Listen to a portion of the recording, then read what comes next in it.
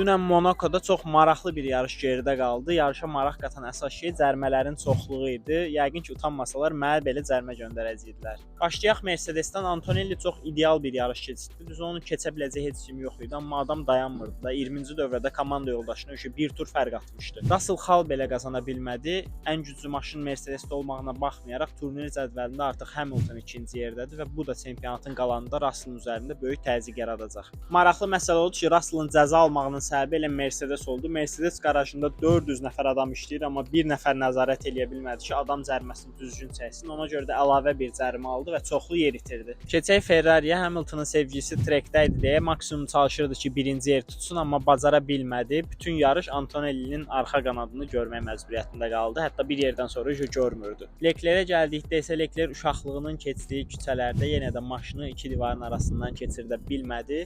Təbii ki, bu bir zarafatdır. Leclerc'in testlərdən bəri əyləcilərində problem var idi və Ferrari bunu düzəldə bilməmişdi.